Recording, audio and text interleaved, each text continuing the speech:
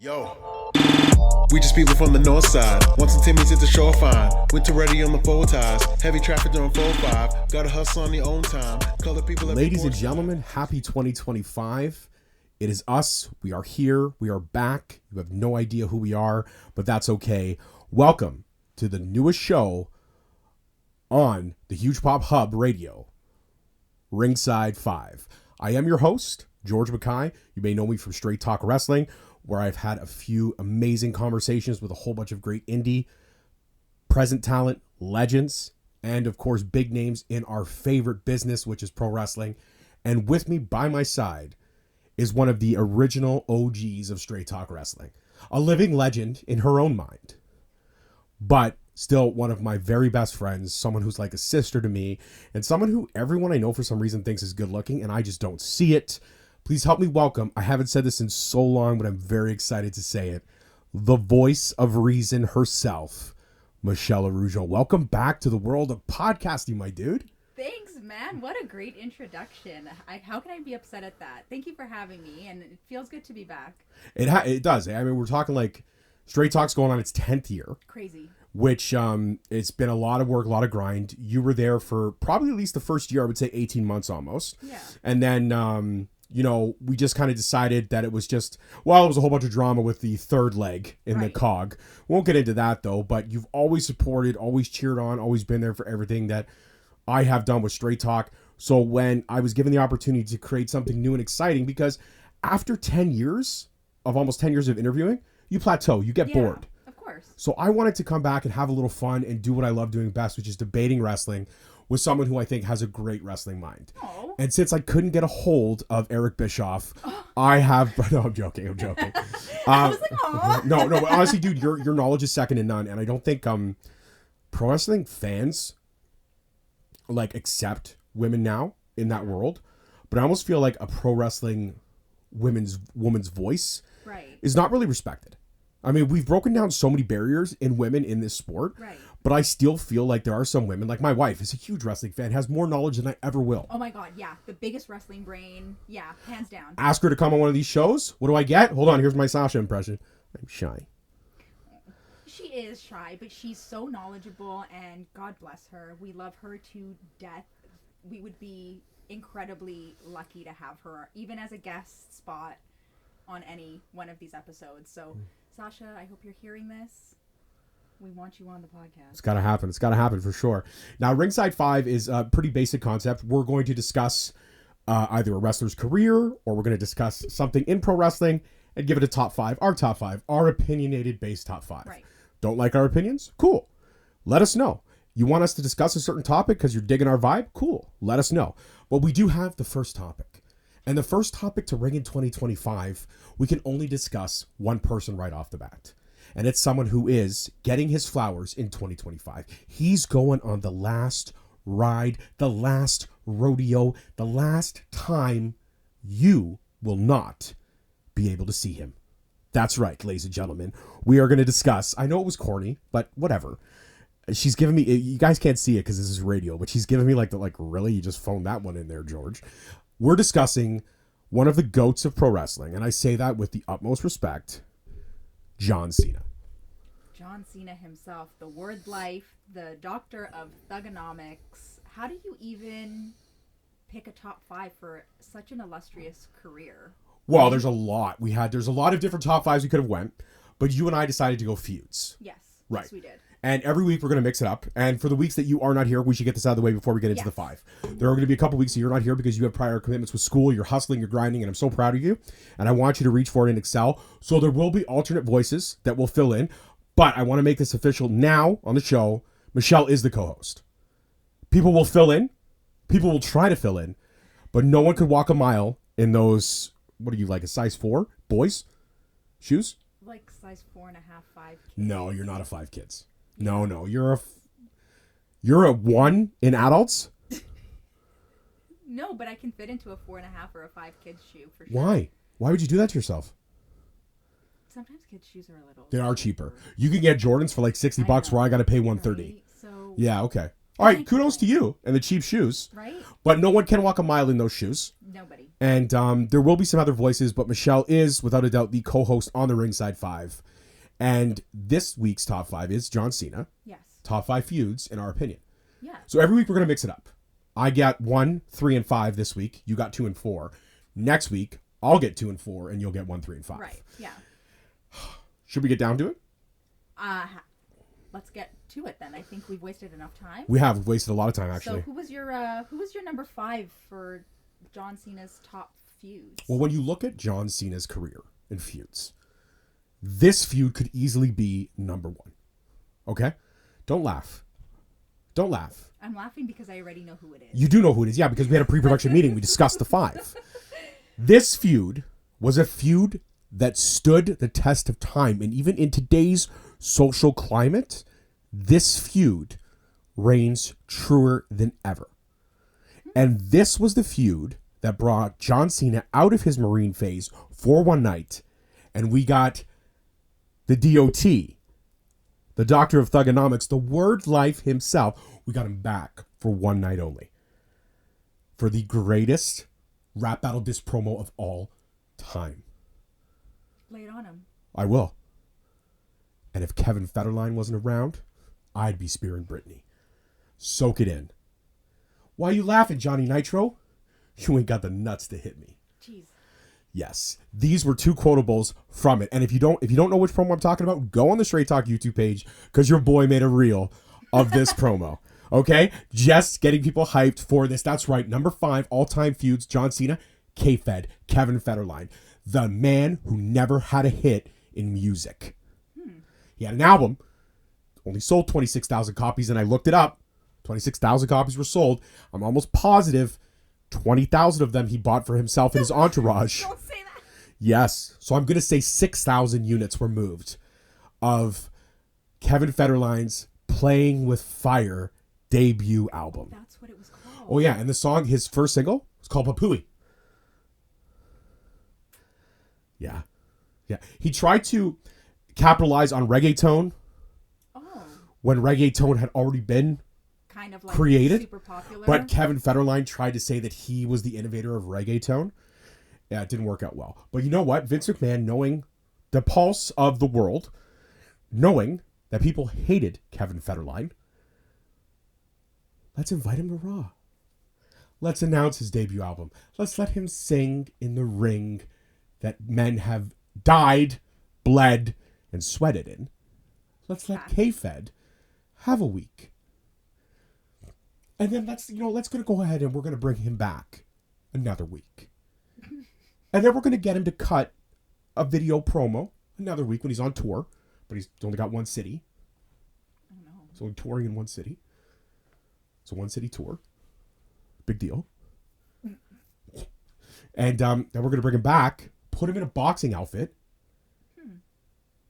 and just let it all run to glorious wonder. So this was a 4-week feud. This only lasted on Raws. There was no pay-per-views for this. Johnny Nitro and Melina were kind of K-Fed's entourage, if you will, in the pro wrestling world. And who better than Johnny Nitro? Because, again, there are only certain wrestlers who can work with celebrities. Right. Johnny Nitro was one of them back in the day. The Miz eventually became one of them. Yes. You look at, again, Damian Priest most recently working with Bad Bunny, Yes. as he did. These are the guys that you, not so much Damian Priest, but these are the guys that you work those clowny heels with jackass celebrities. Right. And that's what K-Fed was. Yeah. But this brought John Cena out of the Marine phase for the one night. We got the ultimate promo. John Cena ended up losing this feud, believe it or not, because Johnny Nitro got involved. K-Fed did pin the champ, but we still got I'd Be Spearing Brittany. And K-Fed went on to have an illustrious career where he won a legal battle and was paid absurd amount of alimony by Britney Spears. Or should I say by her father, because he was in charge of her. Crazy. Yeah. And now since that Britney's been freed, Brittany has a book. I believe in the book, she does briefly talk about K-Fed's time in WWE, a very small paragraph. Right. But says that he used her fame and popularity to try to get over in other genres, i.e. the WWE. Well, I mean, that makes sense. Does. But what do you think of my number 5? I'm very excited about number 5. I think number 5 deserves to be on this list. So I will give you some flowers for number 5, Okay. just because. What kind of flowers? Like tulips or? No, let me think. No, okay. I don't know. Gardenias came to my Okay, head. as long as it wasn't baby's breath. Like, don't insult me. No. Because baby breath's like a flower that gave up. No, baby's breath is more of like a filler. It adds to the bouquet or to the. Oh, it's like bread. bunch. Yeah, it adds to. It's the basket of bread that a restaurant puts on for you to eat before the meal. Maybe a little garnish. Oh, garnish. More like Okay. rather than the bread, because I'll people take that. really like the bread. No, I'll take that. But John Cena as the Doctor of Thugonomics is my favorite John Cena. Like the word life, all of that, the spinner belt. That was my John Cena. And so I am totally okay with that, because I thought the Marine was a little too straight edge. It was too, but I do understand that they were building him as like the all-American, because they hadn't had a truly like all-American. Sure, we were in the ruthless aggression era. We were getting into the PG era. Yeah. And we needed that Hulk Hogan character back. We needed a new Hulk Hogan. Yep. And who better to fill that role than Giovanni Cena? Giovanni Cena. That's right. Jeez Louise. All right, and ladies and gentlemen out there in Radio Land, I apologize for my stuffiness and sniffliness. I've just gotten over a really bad cold, but I'm soldiering through for you guys and for our producer, Randy. Because, I want to make sure this sounds the best for Randy and the Huge Pop Hub. So, again, which you can find us on exclusively Ringside 5. Absolutely. Every single Sunday. So that's very exciting. And let's get into number 4, man. I'm excited to hear what you got. I mean, I know who you got, but I think the fans... I will say this. The 5 was a joke. Well, a little bit, but I also think like it brought something back. Like it brought Yeah, back but that you John know Cena as well as I do, there's probably better feuds I could have That's selected. okay. You know what? If you've got a problem with it, please leave us a comment. Let us know Yeah, your let us know. opinions. Let us know your thoughts. Let us know your top 5. I'd love to hear the opinions of our listeners. for Absolutely. sure. So K-Fed locked in at 5. Who is number 4? So number 4 can be summed up as the You Suck American Olympian. Chad Gable. Oh, no. Jason Jordan. Oh, no. Jason Jordan's dad. Mr. Jordan? Kurt Angle. Kurt Angle. Oh, that's right. Yes. You forgot about that storyline. Well, not really. I mean, good for Kurt Angle, man. He was kind of hitting all races back then, so good for him. Oh, my God. Yeah. But anyway, number 4 is Kurt Angle. I chose Kurt Angle for number 4 because the first time we see John Cena is up against Kurt Angle. Fair. How do you forget that ruthless aggression line? Like, I can see it in my head right now. I see John Cena's weird little hairstyle. Okay. I was going to touch on that. Yeah. Okay, good. Like, I don't know what was happening. I was hoping you were going to mention the hair. Because I was like, if you're going to talk about this moment in wrestling history, you have to talk about the hair. But yes, continue. But I know that's etched into my mind, and it has to be etched into other people's minds too, because it was like the beginning of that era. And who better to kind of match that kind of ruthless aggression, match that energy than an Olympic champion, than Kurt Angle. And I think that the two of them, though it was very short-lived, and I think they only had maybe a handful of matches solo by themselves, but I think over the span of about 20 years or something, they had like obscene amounts of matches together, whether it's just themselves or in a triple threat or Royal Rumble. They had a lot of opportunities to go toe-to-toe, but I think as John Cena's like introduction to WWE, his introduction to everybody, I thought that was pretty iconic, and I thought that had to speak for something, right? How do you choose, or how do you determine somebody's first opponent or their first interaction in a ring? So I thought that them choosing Kurt Angle for that was symbolic in a way, right? We know Kurt Angle can go in a ring. We know that he can go punch for punch. He's got the stamina. He's got it all, really. And to see that... Once had hair. Well, but to see that they put John Cena up against him in the beginning made me think, okay, this guy, if he can go toe-to-toe with Kurt Angle, then I wonder who else he can go toe-to-toe with. Oh, so you thought of it that way. See, I thought of it this way. I thought of the All-American, Kurt Angle, going up against the new All-American. Yeah. And I'm not talking about stature or like NCAA or wrestling or anything like that. You look at John Cena. John Cena is the prototypical all-American boy. Right. Born and raised on milk and prayers. You know? He's eating those vitamins, baby. Eating those vitamins, right? Saying his prayers.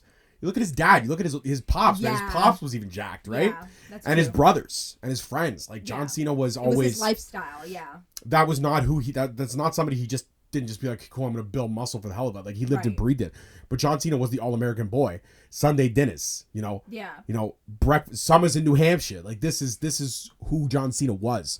So I took it as that way. But you're also on the tangent, right? If you're gonna be forced to pass the torch, might as well pass it to somebody who is literally the total package. Yeah, and I think even like looking up just their interactions, Kurt Angle has had such a like high respect for John Cena that he said that he wanted John Cena to be his way out, which I thought would be so beautiful in a sense, but we all know that's not the way it played out. It is what it is, but just to know that Kurt Angle had that thought made a lot of sense too, given the way that they started. Right. I mean, I would look at I look at most feuds.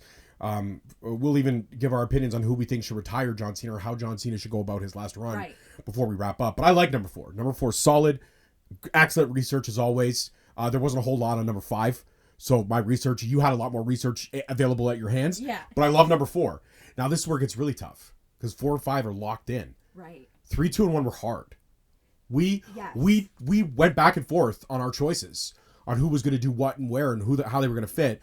But I think we did okay. I think so. I think we're ready for number 3. Hit us with your number 3. John. Number 3 is the man, the myth, the legend.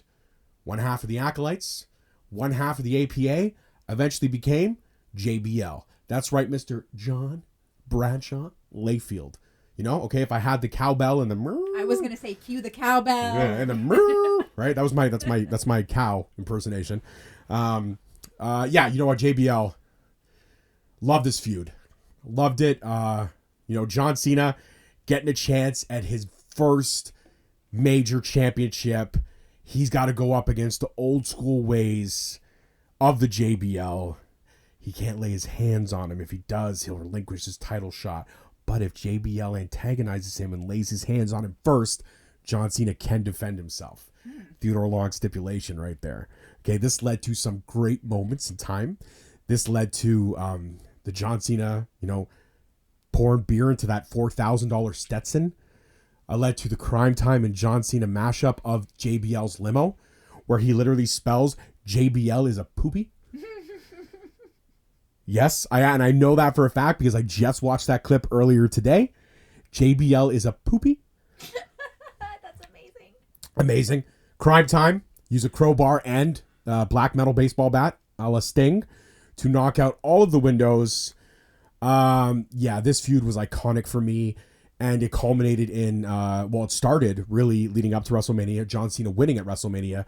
And these two had a back and forth leading us to parking lot brawls, leading us to I Quit matches that were so iconic. There was an iconic moment that sticks out to me, especially in the I Quit match where they're on the ramp. John Cena's put JBL through a plate of glass. JBL's put John Cena through a plate of glass. And then Cena's standing up there with some kind of metal rod from the stage. And he's just looking at JBL like he is going to spear him with this. And JBL's just cowering, sliding back on his trunks. John, I quit. John, I quit. And that's it. And that's kind of the way it ended. But there was always this hostility, but a form of respect between these two. Because JBL, his ego was his undoing, but John Cena's ego made him rise to the occasion. It's an oxymoron at best, but yeah, there was nobody else I could really see at number 3 other than JBL. And when I say we went back and forth of the order of 1, 2, and 3. But I think JBL at 3 is the right call. What do you think? I think JBL at number 3 is a pretty solid like spot for him. That feud did give us like really good moments, and like you just mentioned, yeah, like JBL's ego was his undoing, but it was how John like rose to the occasion, right? So like even seeing that in a story is so beautiful in a way, right? Like I'm sure in the back they bro out and they're like, you know, good job. But to see a performance like that, like to see them put that and leave that all out in the ring, leave that out on the stage, wherever they ended up that night, to see them do that was like, holy smokes. At least they put it out there, and now they're done. And I do think that the two sides of the story, right? You had like this clean cut like Southern man, and then you got kind of like the Yankee in John because he's from West Newbury, Massachusetts. So you almost think it was like a civil war. Yeah, like it, I like that. I didn't even really catch on to that. Well done. I like the this is why, ladies and gentlemen, give this girl her flowers, give her her dandelions, give her her sunflowers, whatever you want. Not baby's breath though. No baby's breath. It's a filler. It's a filler, but I like seeing the like duality like that. Like it's they really know what they're doing sometimes with WWE, like with the stories. So do we. Duality. That's a college level word right there. I love it when you say those big words. But solid choice for number 3. I don't think I could have chose anybody better, to be honest. Well, I think you did, and that's why you got number 2. Oh. So now this is where we really, these 2 and 1, 2 could easily be 1 and 1 could easily be 2. Yeah, hands down. And I know we touched on that. Like, how do we like rank Well, it was this? very like, simple because whoever has 1, 3, and 5 gets the veto of 1.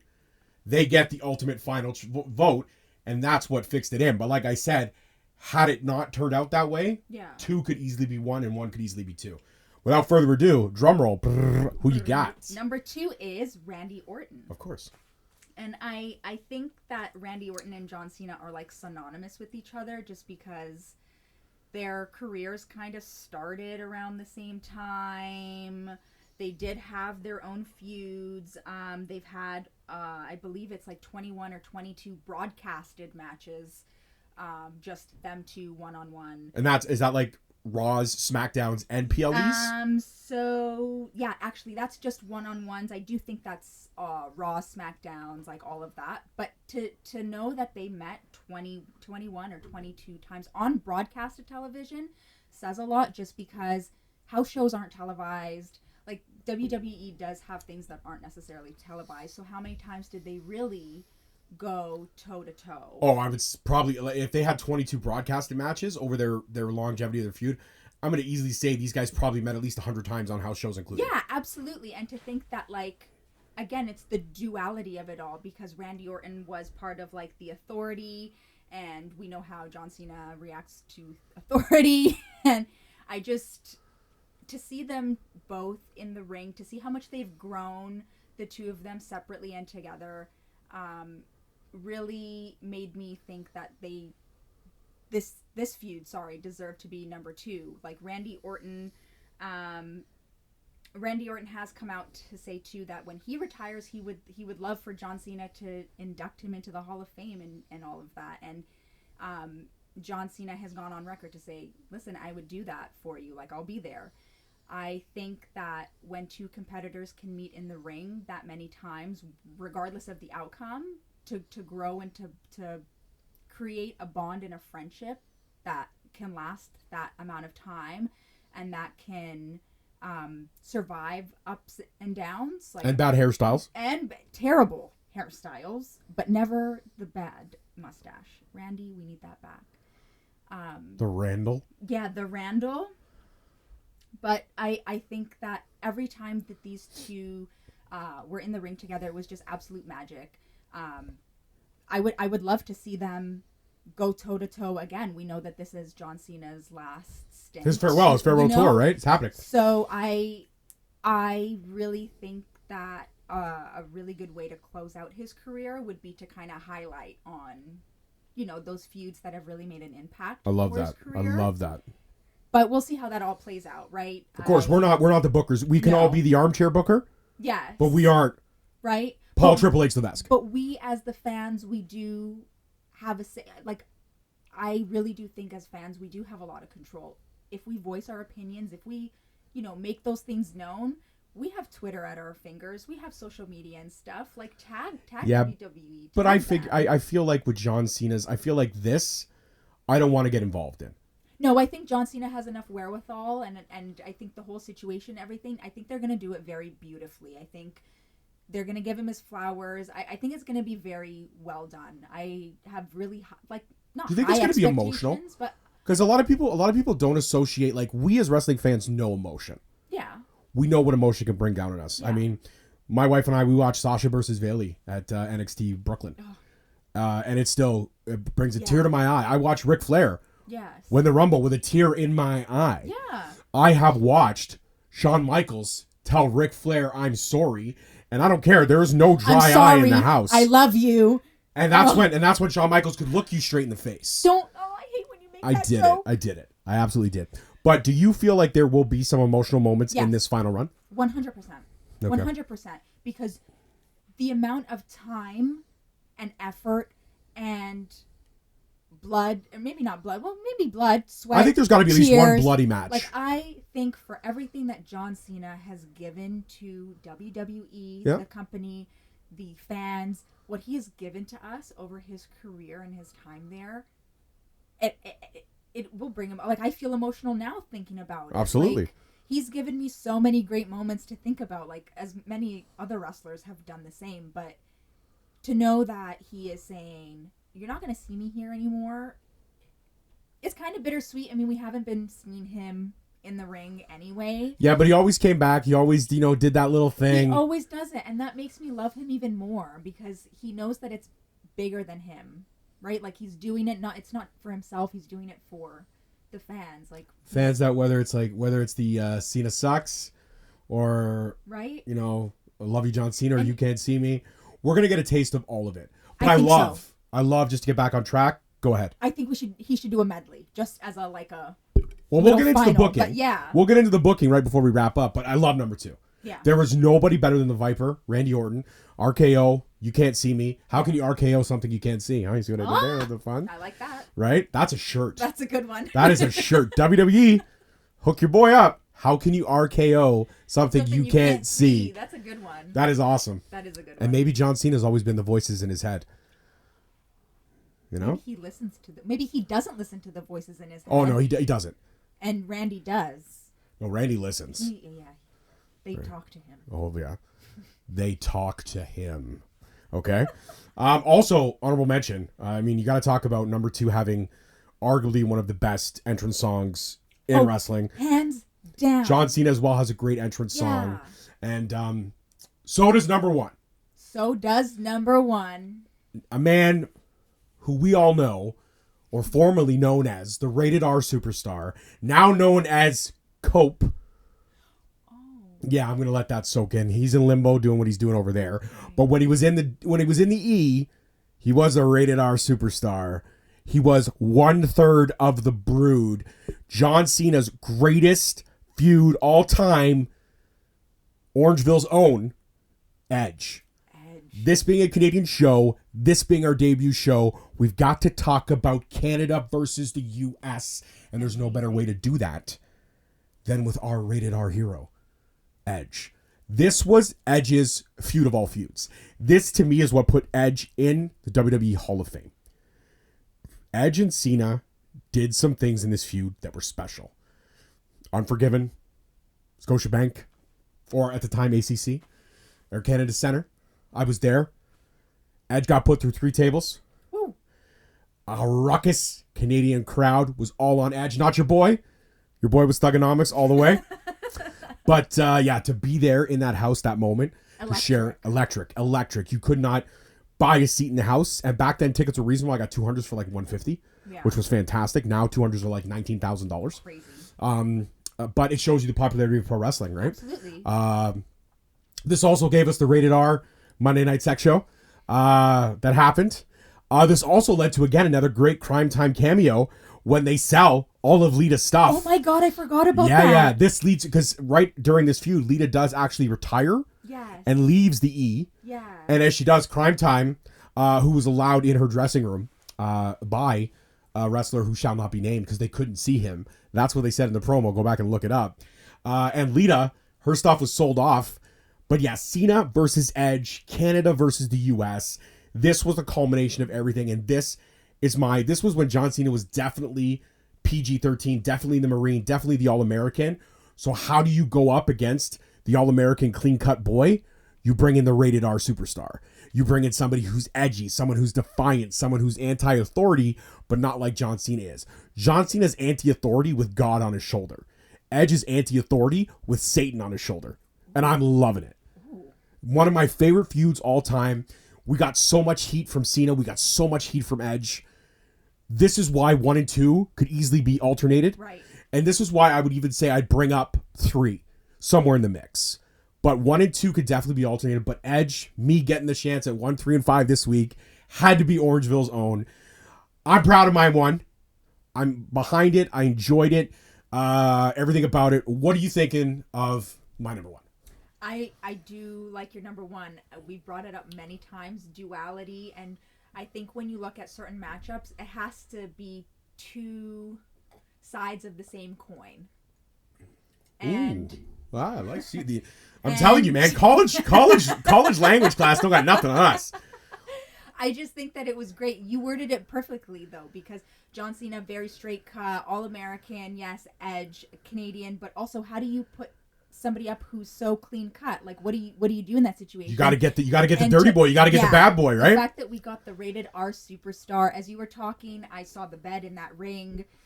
The moments that we got from this feud in particular were phenomenal. They were. And, like, how do you argue? An 18-year-old George was very happy about these moments. I was. And then the fact that, like, John Cena still was very, like, clean cut, but still rocking it out with Crime Time makes me, like, laugh inside. Listen, John Cena may be PG-13 in front of the cameras, but at that point in his history, John Cena was the rated R superstar backstage. Yeah, I know, okay. Right?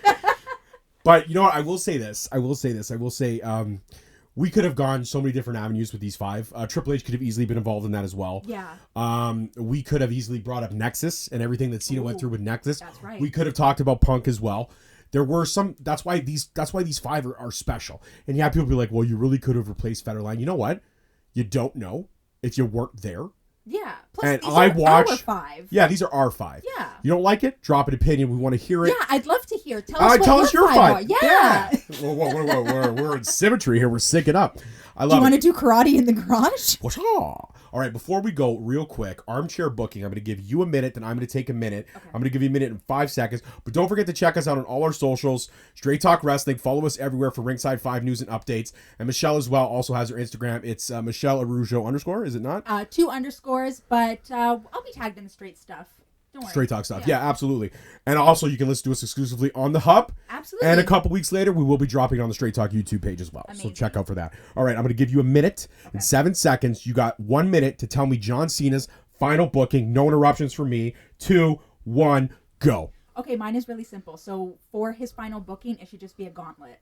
It should be a gauntlet of all the feuds, anybody he's had beef with, and they should just put him through the gauntlet. He's in the ring, bring out the next guy, and in true fashion, it should be like maybe like not so hard to beat for him to like, you know, somebody who's going to be difficult and give John Cena a little run for his money. But that's how I would like to see it go out. And I would like to see him go through the eras of John Cena. So like the Ruthless Aggression, the Doctor of Thugonomics, the Marine, like I'd want to, and we know John Cena's so animated that like I truly don't think that this is completely far-fetched. I think if not both, one of those things that I just mentioned is something that he would do. And there you have it. I like that. You get 15 seconds to spare. Aha. All right, so I'm going to jump in about 5 seconds with mine. Okay. And my booking kind of flows with yours a little bit, but I'm going to switch it up in 2, 1. I definitely want to see John Cena Taylor Swift it up. I want to see the eras, but I want to see John Cena era it up for a month of the year. Ooh. So in January, I want John Cena to be Ruthless Aggression. February, Royal Rumble. I want John Cena to come out as a Doctor of Thugonomics. Then in May, you give me the Marine. Then in, March, you give me the Marine Elimination Chamber. Then as we go into the show of shows, WrestleMania, you give me John Cena Fruity Pebbles. That's what I want to see. That's how I live it up, and that's what you do. And the final person to retire John Cena, because I said Fruity Pebbles, you know where I'm going. John Cena versus The Rock one more time. But now, not The Rock that we got back then. I'm never leaving again, coming out to P. Diddy's song. Screw that, you left 5 minutes later to make Fast 5. John Cena versus the final boss. That's how you end this story. I like that. And you know what? What I like the most about it is actually taking a month for each era. I like Live that. it up. I want just one night. I want to soak it in. Yeah. That's a good idea. I like that. Yep. Yep, that's Yeah. it. And on that, that's Ringside 5, episode 1 in the can with clean audio. Randy, we love you. We love you, Randy. This is take 2. And don't forget to check out next week, where next week we are dropping our top 5. Announce it. Commentators. No, managers, man. Managers. Commentators, episode 3. I'm sorry, guys. Managers. That's right. Will Mr. Fuji make the list? Will Bobby the Brain Heenan make the list? Did I just give you my 2 choices? Probably. Check out next week. Peace, love, and wrestling, guys. We'll see you then.